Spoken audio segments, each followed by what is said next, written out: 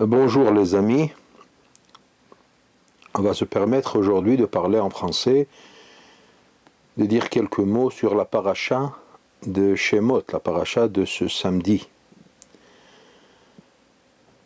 Donc bien sûr tout le monde sait que la paracha de Shemot, c'est là où commence l'histoire de l'esclavage de notre peuple, le peuple juif en Égypte.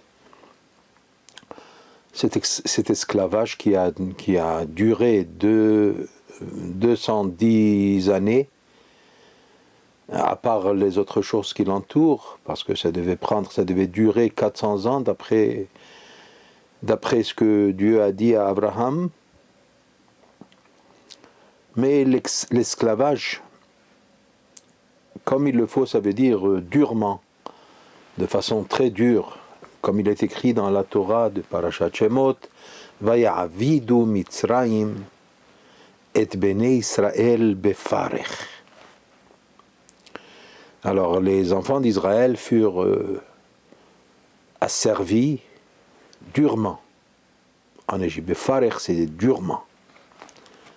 Ça veut dire qu'ils ont commencé, nos sages nous disent que les Égyptiens ont commencé beferach, avec une certaine douceur. Je vous en prie, vous êtes le peuple juif, venez nous aider pour bâtir les villes de Paro, Pitom et Ramsès. Alors ça a commencé avec une certaine douceur de voix et tout ça. Mais petit à petit, c'est devenu un esclavage qui était dur, physiquement bien sûr, à part bien sûr spirituellement, dont on a parlé dans plusieurs autres occasions. Ce que je vais dire maintenant, ça provient des enseignements du Mirtav Me'Eliyahu, le grand maître de Moussar.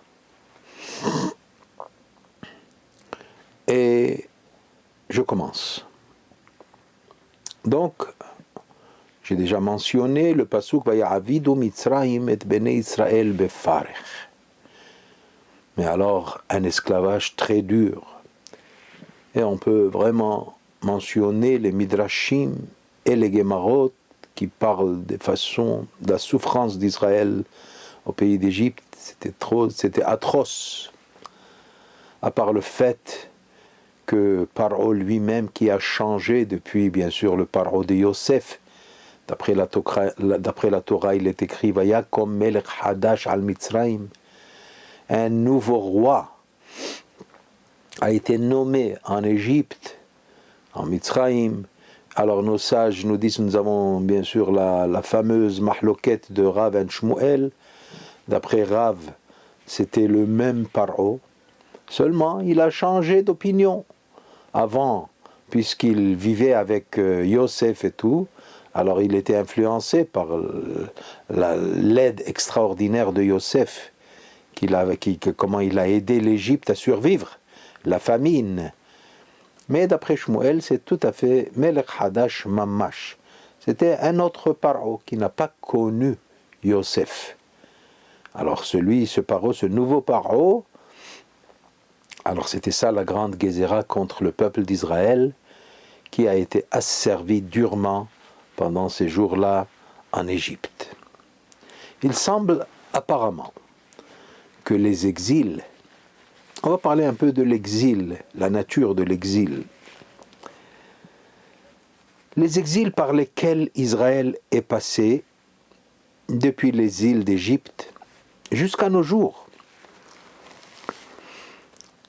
ils ont tous consisté en un asservissement de notre peuple, sous la domination de nations persécutrices. On peut parler de plusieurs nations. C'est peut-être pas exactement comme l'asservissement des Égyptiens. C'est déjà un esclavage comme on le comprend. Mais pendant plus de 2000 ans, nous avons souffert, le peuple juif a souffert une certaine sorte d'esclavage depuis les Romains, les Grecs et tout, jusqu'à nos jours. Mais ceci n'est qu'une vue extérieure et superficielle des choses, car ce ne sont pas les souffrances qui déterminent l'exil. On a souffert, c'est vrai, mais c'est pas ça exactement qui détermine la vraie, ce qu'il faut comprendre de ce qu'il s'agit de l'exil. C'est l'épreuve provenant des circonstances de l'exil qui constitue le vrai fond de la galoute, de l'exil. Et les souffrances ne viennent que pour augmenter et approfondir cette épreuve. Le sens de galoute, ça veut dire de l'exil, est exprimé par les paroles de nos sages qui reviennent souvent, nous disant bien sûr, la divinité est en exil. Utilisant les mots de la Gemara, Ashrina begalout. La présence divine se trouve aussi en exil. C'est-à-dire, qu'est-ce que ça veut dire ça ? C'est-à-dire que les valeurs les plus saintes d'Israël sont en exil sous l'emprise des forces du mal. Lorsqu'Israël se trouve dans un entourage où la foi juive est dédaignée, malheureusement, alors ces saintes, ça veut dire les saintes pratiques de notre foi juive, quand elle est méprisée et ses adeptes ridiculisés, alors nous disons que la vérité est exilée, à Emet Begalout. Et l'erreur, sous tous ses aspects possibles, domine. Bien sûr. L'attachement à notre foi et la résistance à l'influence extérieure sont ainsi mis à l'épreuve.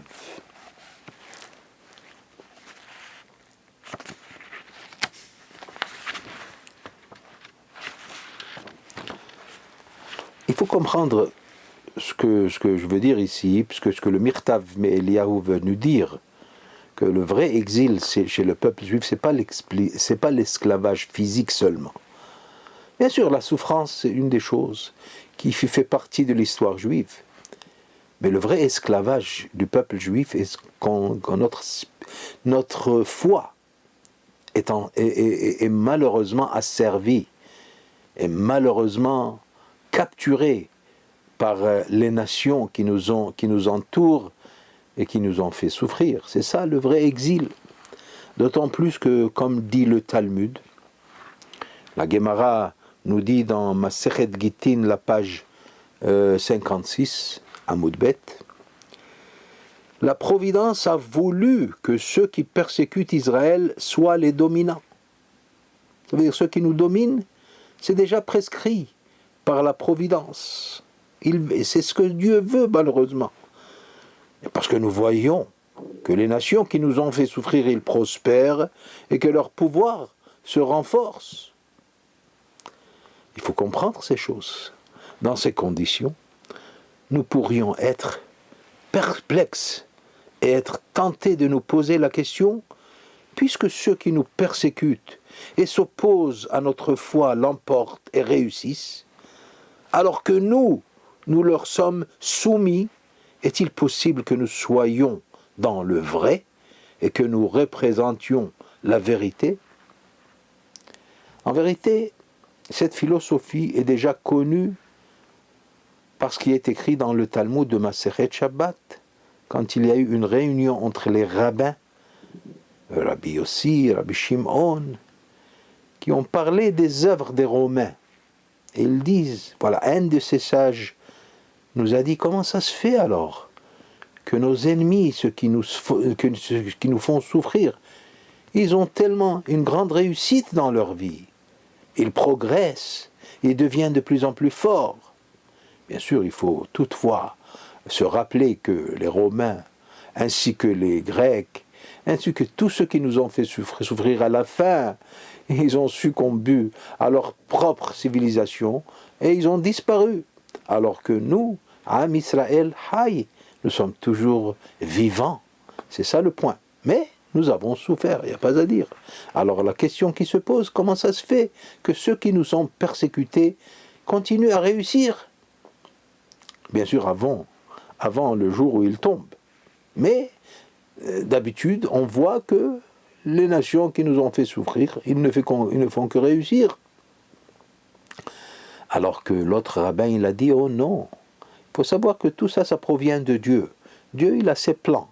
Et à la fin, nous voyons la vérité, nous verrons la vérité.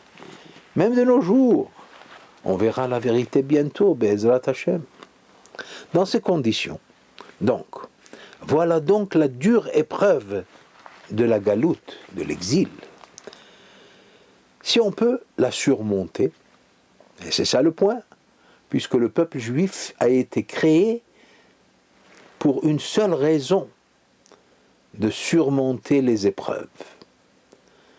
Les nations n'ont pas besoin de surmonter quoi que ce soit, parce qu'ils passent dans cette vie et c'est tout, et c'est fini. Mais le peuple juif est éternel, donc il faut qu'il se prouve lui-même dans ce monde-là.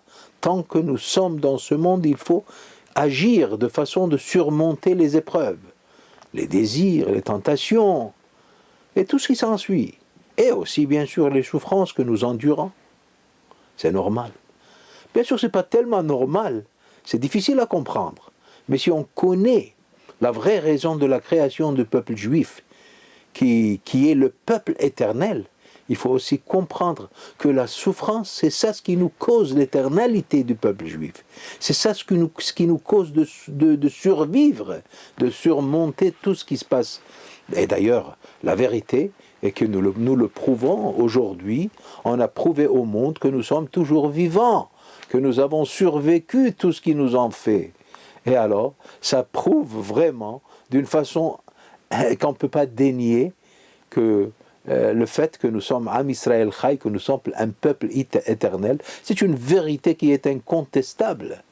Alors que les nations, il y a plusieurs nations qui étaient la gloire du monde, comme Nebuchadnezzar, les Babyloniens, les Persans, et tout ça. Et aujourd'hui, qu'est-ce qu'ils sont? Rien du tout. Bien, ils ont disparu, et même ceux qui sont encore vivants, c'est plus le même peuple qui a vécu à l'âge ancien.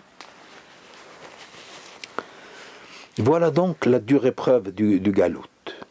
Si nous la surmontons, si nous nous maintenons forts dans notre foi et dans notre attachement à la Torah, en restant convaincus que la vérité et l'éternité sont de notre côté, comme je viens d'expliquer.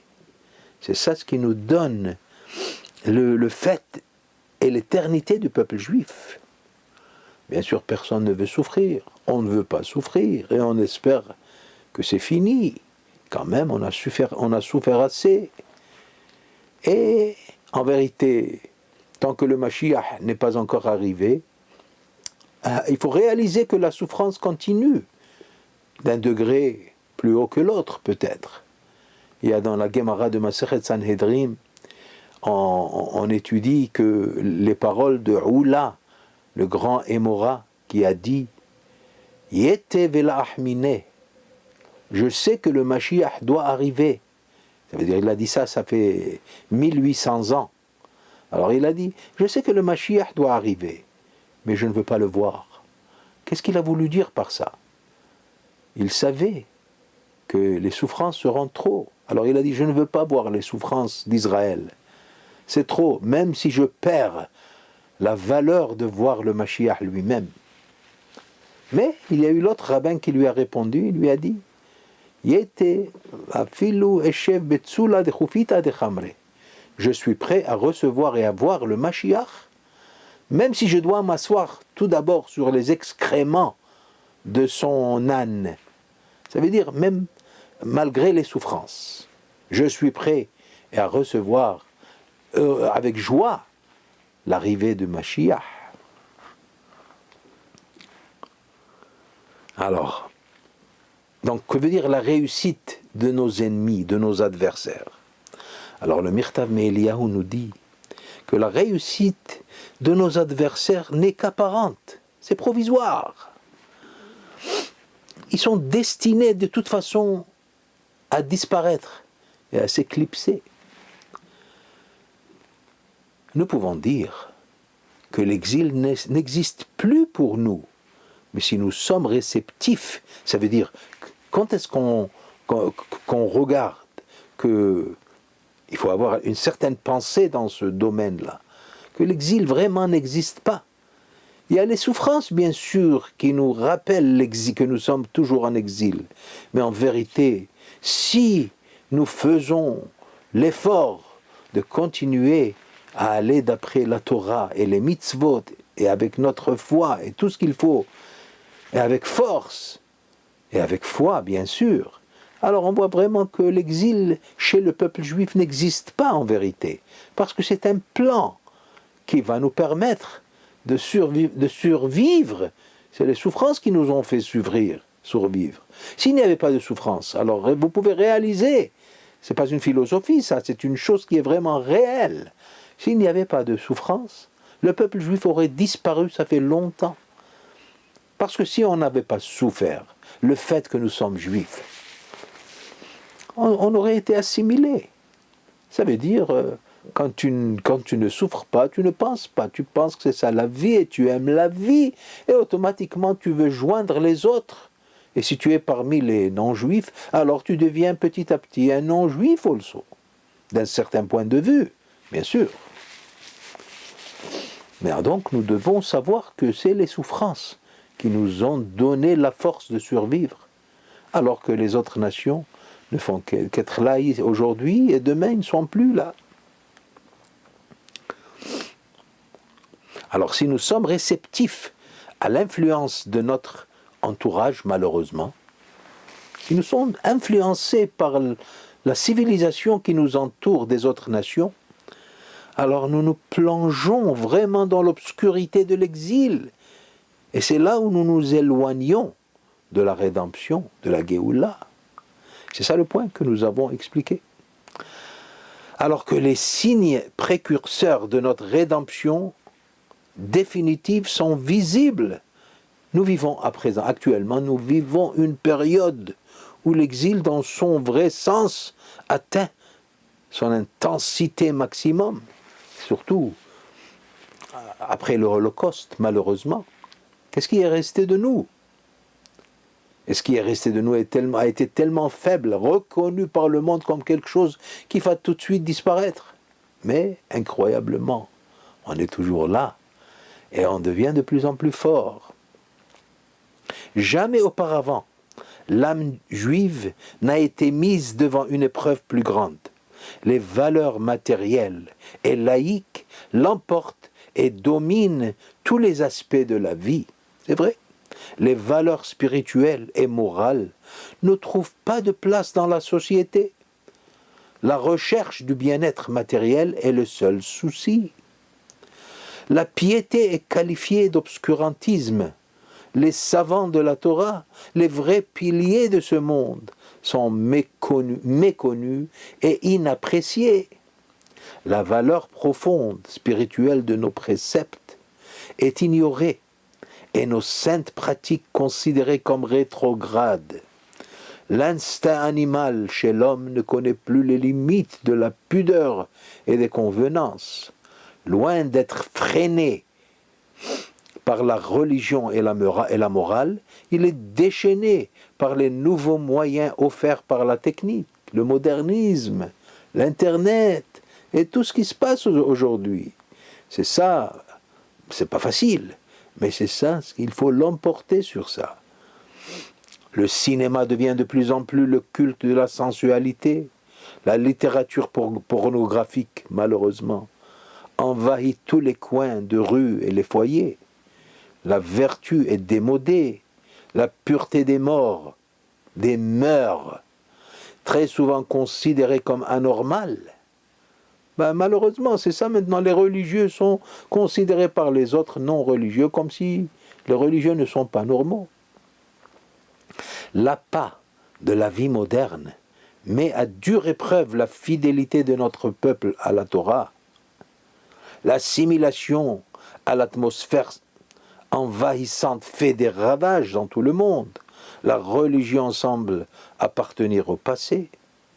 aurons-nous le mérite de surmonter cette grande et dernière épreuve et de retrouver la vérité dans la profondeur de son exil, ou bien attendrons-nous qu'elle surgisse par la force des choses, nous rappelant à l'ordre, mais un peu tard pour nous? Ces mots ont été écrits par le Mirtam Eliyahu, ça fait à peu près 60 ans, après l'Holocauste, mais avec le Nouveau Monde. Et c'est tout à fait vrai ce qu'il a dit. De nos jours, nous constatons que nous sommes toujours là. Baruch Hashem, bien qu'il y a une grande partie de notre peuple qui n'est pas religieux, ou bien qui est considéré comme étant pas religieux, mais de l'autre côté, les bâtiments de Torah deviennent de plus en plus nombreux. La Torah devient de plus en plus forte. Et enfin, je pense, et aussi d'autres rabbins aussi pensent la même chose, qu'il n'y a jamais eu pendant 2000 ans, il n'y a pas eu autant de Torah que nous voyons aujourd'hui. Donc, Baruch Hashem, il y a l'espoir. Il y a de l'espoir. Il y a quelque chose qui se passe dans l'air. On voit bien que Dieu, maintenant, est avec nous. Ça veut dire qu'il était toujours avec nous. Mais il était lui aussi en prison, avec nous. Il était dans l'exil. La divine présence était en exil. Shrina Begaluta, le Zohar Kadosh nous dit. Mais de l'autre côté, aujourd'hui, ça devient de plus en plus ouvert. Ça devient de plus en plus compréhensible. Il est vrai que presque la majorité des Juifs sont encore non religieux. Mais c'est une question de temps, avant que eux aussi feront la Teshuvah, comme le Rambam il a dit à Hilchot Teshuvah, que c'est une promesse qui a été faite par la Torah. Veshavta ad Hashem Elokecha. Ça veut dire, le jour viendra où tous les Juifs deviendront de nouveau les bons Juifs. C'est ce qui nous manque maintenant. Mais, Baruch Hashem, quand on voit les choses religieuses devenant de plus en plus nombreuses et de plus en plus fortes, alors nous maintenons dans notre cœur l'espoir que c'est un process de Mashiach qui va arriver très bientôt. Et nous savons aujourd'hui, avec le pays d'Israël, et avec tout ce qui se passe dans le monde, et avec tous les changements d'opinion, et bien que nous avons toujours nos ennemis, et bien que nous avons toujours l'antisémitisme qui nous ronge le cœur, mais de l'autre côté, on voit bien déjà de plus en plus clair la présence de Dieu avec nous.